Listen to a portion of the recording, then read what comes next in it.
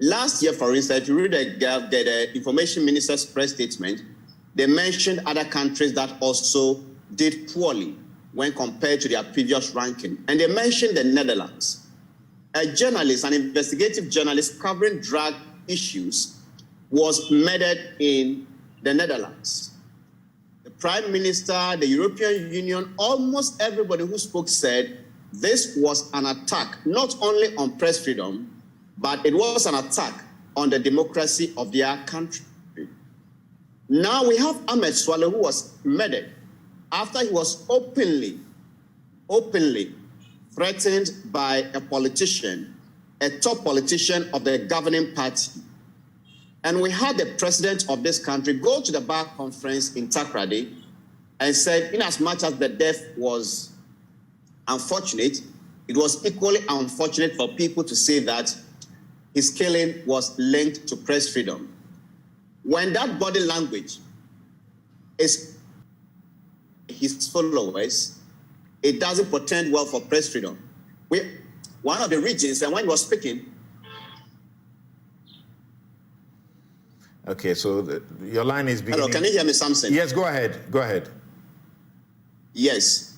So what I'm saying is that when the president acts in this manner, the followers begin to think that it is okay for us to do what we have to do or we want to do to journalists.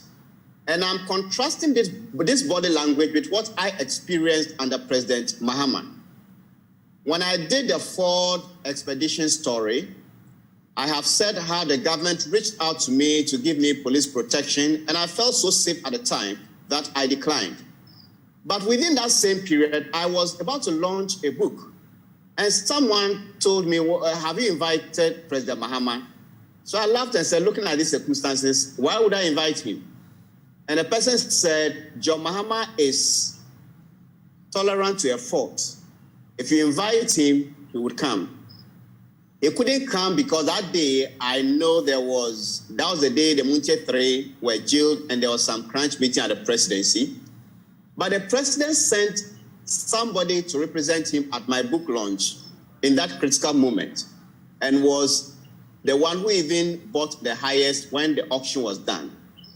What this body language meant was that if there was someone out there who wanted to attack me, the person would think twice that the John Mahama I'm fighting for is the same John Mahama at Manasseh's book launch. So there is no need to what? Attack. And so when I talk about the body language, I do not think that the current president we have has treated these comments so seriously. These attacks, they always almost try to defend and try to justify and try to make it appear as though there was no problem and only some journalists and civil society groups were making noise. To the extent that people like Sam Jonah even joined. And I thought they would take it seriously, but each time they told us there was no cause for alarm. And so what we have seen in the ranking is just a confirmation of what we've been talking about all along.